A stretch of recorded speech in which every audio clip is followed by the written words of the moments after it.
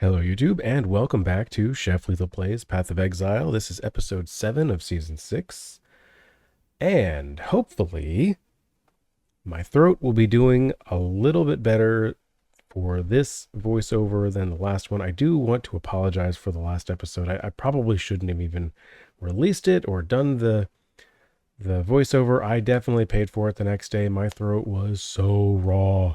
It was unbearable. It was embarrassing. It was a lot of things, a lot of adjectives.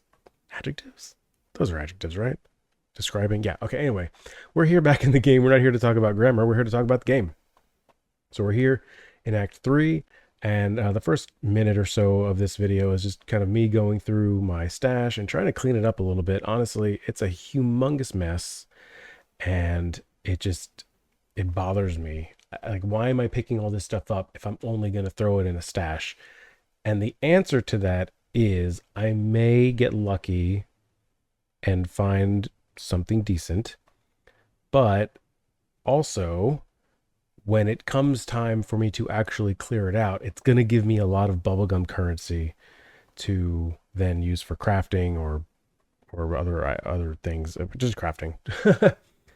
So here I'm looking at flasks. I need some upgrades. I noticed that I've picked up a few upgraded flasks, particularly the mana one. I've been running into mana issues, so getting a good mana flask is paramount priority. I don't know the right word for it, but life flasks get upgraded. Honestly, I could probably skip the 2 life flasks and just go with 1 and go maybe even 2 mana, but you see there in my inventory I've got the 3 life flasks. If you trade in to the vendor 3 of the same flask types and sizes, they will be like, the return will be the upgraded one of that type. So those are large life flasks in there. When I sell them to the merchant, I'll get whatever the next stage up is, extra large, I don't know, colossal, whatever it is, grand. The video is going at 2 times speed, so I couldn't really tell. But anyway, so running around to all the vendors. I can't remember where I need to go to gamble. So finally get over to Maramoa, and I'm looking for some boots, obviously. And then this one caught my eye, 96 armor versus the 15 I have, and it's a 4-link. This was the first 4-link that I have available to use. So I noticed that my current boots have lightning resistance on it. I like to, if I'm replacing a piece of gear, I like to make sure to try to replace any resistances that get left so I don't have a huge gap in my resistances. So here I'm now able to upgrade my Sunder to a 4-link Sunder. So I've got Sunder, Ruthless, and Chance to Bleed, and then I need melee physical support, which I'm gonna tell you something. It's right here. This is it. It's right here. But my dumb brain completely misses it. And now I have to take time and go to Ciosa, which I'm giving you spoilers of what's about to happen. But I go to Ciosa to buy a new gem for melee physical damage support. It's not the end of the world. It doesn't take too long. I know exactly what I wanted to get. I know exactly where to put it, and I'm out of there. But it's just annoying that I noticed that in video editing. I was like, it's right there, you idiot. I wasted that time.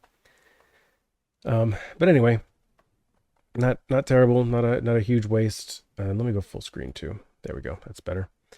So now I noticed I've got one more trial that I need to finish before I can actually go do the Ascendancy. So we're going to head over to the Imperial Gardens, which coincidentally is where that last trial is located. And I mentioned before, the waypoint is really important in this area because if you just follow the road in like 3 of the main cardinal directions, it'll bring you to the 3 places you need to go. In this lab, dang it, what's it called? In that trial, it introduces the darts, and the darts are crap because if they get you, they're gonna slow you the way the heck down. And not only do they hurt, but you're slowed, and then of course you're more susceptible to taking more damage because you're moving a lot slower. So anyway, there I got the chitis, I don't know, the plum. You don't need to do that. In fact, I would recommend that you don't, but I noticed I was nearby to it, so I just did it anyway. And then we used our tower key to get into the Scepter of God. I've got a passive point to use and get a nice keystone there, or excuse me, notable skill. Let me check out this mercenary. They don't really have anything that I'm interested in. I can't hire them. I can't do anything. So I'm just going to leave them alone and move on. Monsters here, monsters there. The main goal is just run around and try to find the stairs. We're just moving up this tower, trying to get to the apex of the tower. I see the door down there, so I got to find my way around this winding area and getting over. I don't know why I'm taking so much time to kill these guys, but just running around, running. I'm mostly trying to leap as much as possible. Level up some skill gems and find off to the next area. Oh, can't jump through walls, unfortunately. That technology has not been invented yet, but we do have a waypoint there, and we're just going to keep on moving. Found the exit and another dead-end door where I just can't jump through the wall, so that's really unfortunate. But again, that's like 10 seconds worth of time. Not a big deal. Off we go. Upgraded all my skill gems that were available, and I see this nice juicy rare monster, so put down a totem, hit him with vulnerability, slam, slam, slam. Watch them die. I do already feel my throat is still a little funny. It's weird. It's been almost a full week, and I'm not back to normal.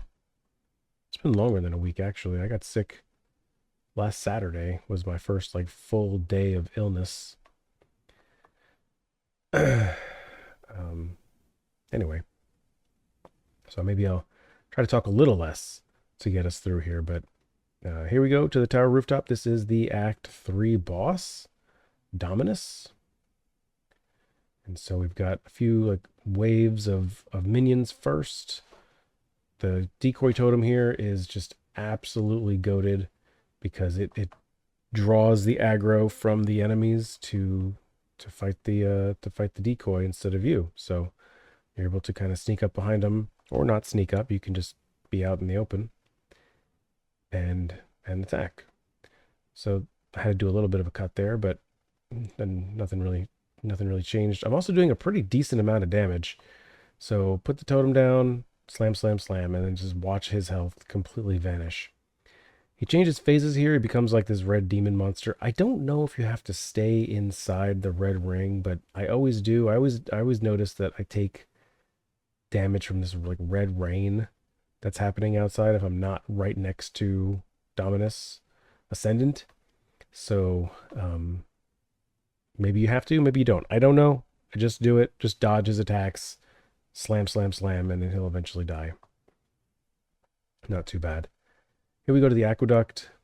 It's a nice, pretty linear way. At the end of each act, I like to see my time played. Even though I'm not going for a personal best time, I do like to still see what my time is, just to kind of keep track. And, you know, there was a time, I think last league, I wasn't going for a particularly good time. And then like halfway through Act 7, I was like, this feels like I'm going pretty fast. And at the end of Act 8, I did the time, and I was like, oh, this is a personal best. And I had no reason to believe that would have been the case. But, yeah. We'll see what happens on this run. Another mercenary doesn't have any items that I want or need, so just leave him alone. And we go into Highgate. Highgate. Meet fence. Okay. So here I'm just checking my gear. I got a ring here. Is this a better ring than the one I currently have? And I believe it is. So I replaced the cold resistance and replaced the coral ring. Talk to the people, get some items identified, and put stuff in stash. I had those boots kind of earmarked as upgrades. That's why they were in a separate stash. Ooh, I need fire resistance like crazy. So now I'm checking to see if I can change anything into fire resistance.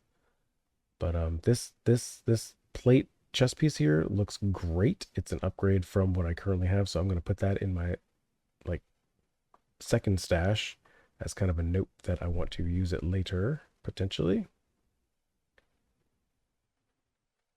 And apparently I just stopped doing things. Why didn't I cut this out? Chef, here we go. Okay. Right. So put everything back in. And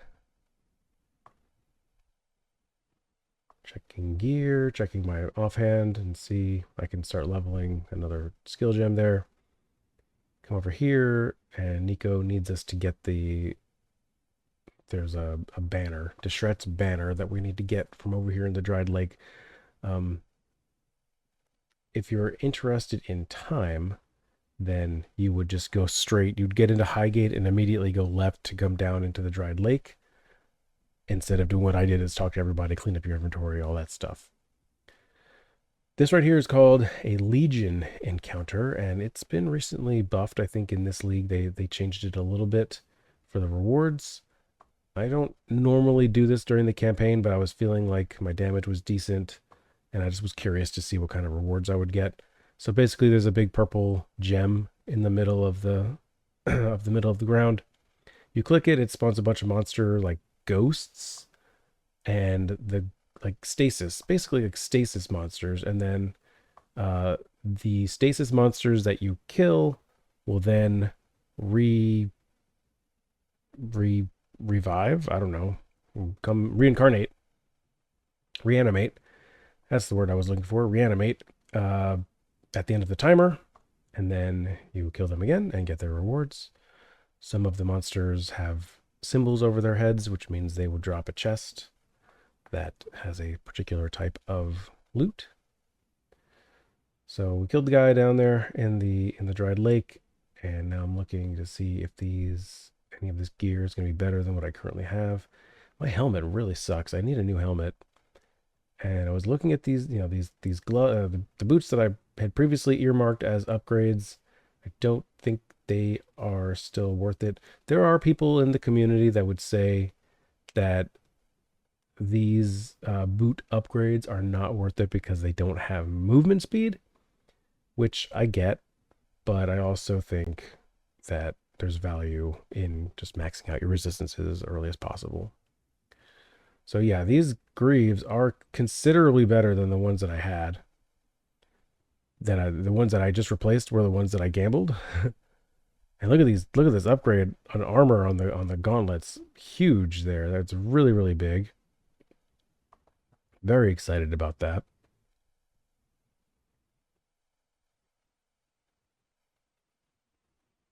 And I got a passive point that I can use. So I'm checking Path of Building, seeing what I gotta do, where I gotta go. So we're going down to strength. And because we are going to be aiming for bloodless, we'll get there eventually.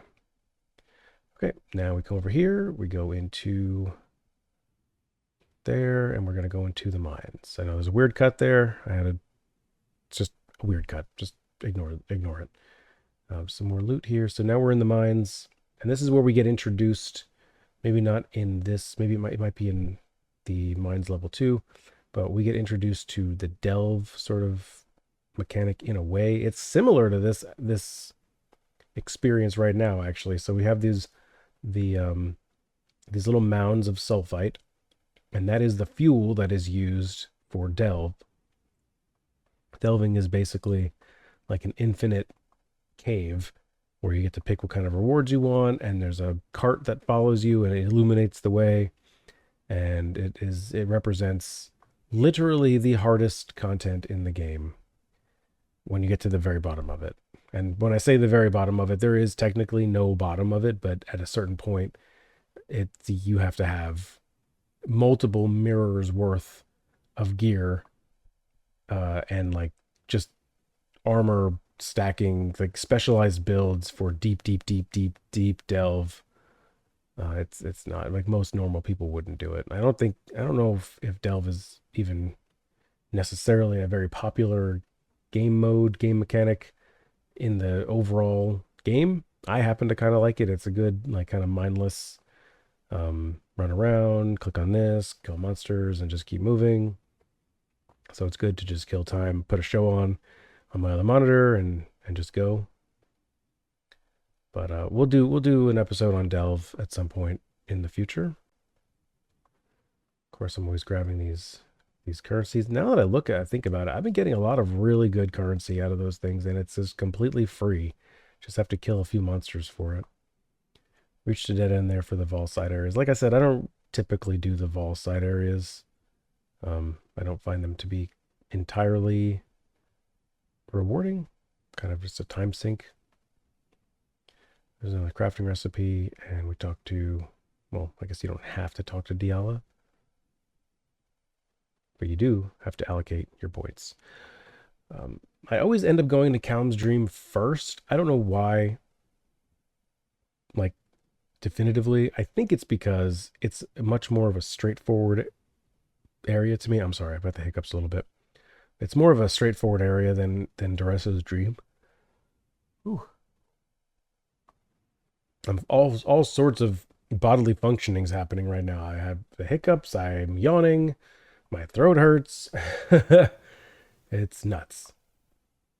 Cashews. So we're just jumping around. Like I said, Calm's Dream to me is much more linear. The pathway is a little bit more confusing in Doreso's Dream. We'll see that in a few minutes. But yeah, same story as everything else I'm doing. Just jumping, killing. Another mercenary. This is an infamous mercenary. If you ever find an infamous one, they typically have better gear. They're tougher. They've got better options to like currency on them, and they're just better in general. But they'll cut you down, and they won't even think twice. So you got to be careful. If you end up fighting a mercenary and lose to it, you don't get a second chance. You dead. You die, and that's it. All right. So just keep on going, killing as I can, killing as I need to. I do need to mention, when I was upgrading my flasks a few minutes ago, I changed out my number 4 flask to a gold flask because I never find them. But gold flasks, while the flask is being used, increases the level of rarity, the rarity chance of items dropped. I just wanted to give it a try and see if it made any sort of difference. So far, I have not seen any difference, but just wanted to give it a shot because why not? It's always worth trying new things. Boom, killed Calm, get the Eyes of Fury, and just the Eyes of Fury. Eyes of Desire come from the other space. My space. And clear out the inventory. Okay. And then we hit the waypoint, go back to the Crystal Veins, and then we can allocate our skill point and go to Doreso's Dream. And you'll see what I'm talking about as far as straightforward pathing, and just this area is really annoying because now I'm locked in this area in this little squared circle, and I've got to kill waves of monsters. And it's not terribly long, but it's just like it's just too much.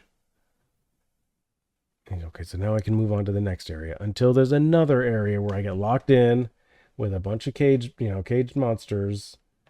Who's really the monster? Is it me or them?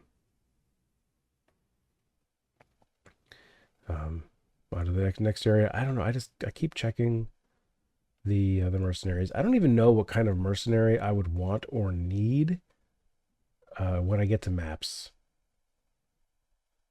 If it really matters. They're not permanent anymore. They, from what I remember from the patch notes and videos and stuff from when the league was being announced, they're only with you for a few zones. So I don't know if that means a few maps or just one map and then you lose them. I don't know what the situation is. But here we are going into this next area. So there's lots of little sub areas that you have to go through in order to eventually get to Doreso. And it's just obnoxious. I don't love it. So some people do the annoying thing first to get out of the way, but I apparently leave it to second so I can do the thing that I like first. Save the punishment for later. And this whole little circle area was a complete waste. There's nothing of note here other than loot, XP, monsters. And then here we go to the arena where we have a triple threat of dudes. And that was not even a triple threat. That was just triple because there was no threat. And now we go to the arena. Boom, the ring of whatever it said. And now we get to kill Duresso, the King of Swords. And again, Decoy Totem doing some great work, absolutely confusing him. And, you know, because the totem looks just like me, so obviously you're going to attack the totem and not the person who's actively slamming the ground in front of you. Anyway, we got the Eyes of Zeal or whatever it is. And yeah, that's a nice axe. And now I'm debating on whether or not I want to use the that armor. And this helmet, of course, is a huge armor upgrade. So there I can get 4 sockets on it. I haven't linked them yet. And clean up my inventory, and let's check out this. And now I actually paused here for a real life 30 seconds over this Shadow Axe because it is a gigantic upgrade. Humongous damage upgrade. And I can add attack speed. So that's great. Absolutely huge. Huge, huge, huge. Problem is, I can't use my helmet now.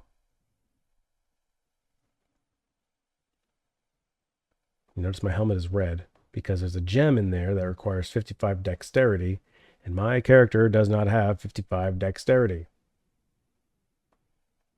So we have a few options. I can either try to get dexterity on an item, or I can use a scouring orb and sell the scouring orb with the skill gem in question, and it will reduce it by 1 level. So now I meet the requirements for faster attack support, so now I don't need to worry so much about the extra dexterity.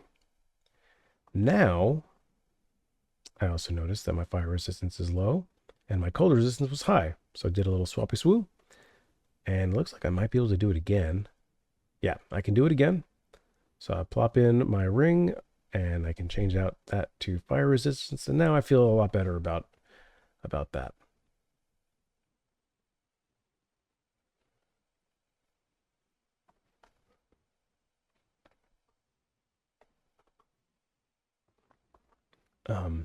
So if you sell a skill gem with a orb of scouring, it reduces it by 1 level. We just saw that. If you sell a skill gem with an orb of regret, it will reduce it down to level 1 in the event that you need to do that for some reason. I think I've had to do that. Like there'll be times where I forget that I'm a strength-based character and I just get in the habit of hitting the plus sign when I've got a bunch of skills available to level up, and then I'm stuck with like a level 12 frost blink or something like that, and there's no reason to have a level 12 frost blink if you're a juggernaut. So I would use a regret and get it back down to 1 and just leave it there forever. Now we're in the belly of the beast, level 2, which, yeah, don't ask about the beast because you'll just get more questions than you get answers to, because now we're in the bowels where we have to fight Piety. And watch out for this laser beam, like just jump out ahead. She does a very predictable circle, so just as long as you stay ahead of it, don't get caught in it, you'll be fine. That red glowing orb, don't get caught in it. Other than that, you'll be fine. Because I have that really big axe upgrade, I was able to just melt her down, and it was really no trouble. So now we're going into the harvest. We're just going further and further. Apparently, the beast is like this gigantic monster that was created by Kitava or somebody, probably not Kitava, probably one of the other like Doriani type peoples, and is the source of the corruption? There are lore channels that I recommend you go look at. I'm not a lore channel. I am a semi barely competent gameplay channel with a sore throat and weird commentary. um, but yeah, there are some really good lore content creators out there. I know the main one that I got hooked on was Kitten Cat Noodle. If you ever go watch one of her videos, because I just mentioned her name, leave a comment on her video and tell her that Chef Lethal sent you. But she did a series of really great explaining videos, and she's fun. She's funny explaining things. And this is another one. There's another guy. I can't remember his name. Unfortunately, I'm really bad at remembering things. But, or you can just pay attention to all the in-game material and try to learn about it yourself. But I'm not going to recommend you do that. Anyway, now we're here at Malachi. He is the Act 4 boss. So we have like double duty having to fight Piety. Like he's possessing her. And we got to fight him. Piety's having a really bad day. But now we're down into the very bottom of the beast. The very innards where we attack Malachi while we can. And then there's like these 4 or 3 things on the outside. I don't know what to call those things, like totems almost. And they're invulnerable until they're not. And then once you blow those things up is when Malachi can be damaged. So like that one right there I got. So now all 3 of them are down, so I just need to start DPSing Malachi, and he's dead. So that's Act 4, 4 hours, 33 minutes. It's pretty solid, just over an hour average per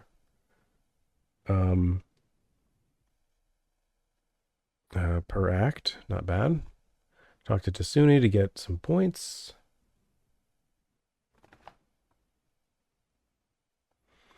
Talk to, I think this was Diala, and she'll give you a skill gem that you probably don't need. Oyun will give you one that you probably don't need.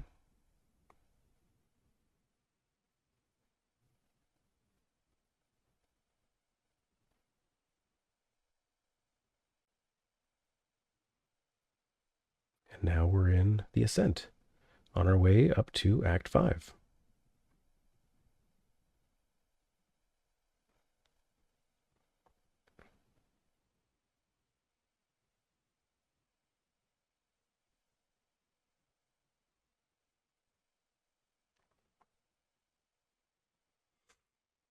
So same old, just slam, slam, slam.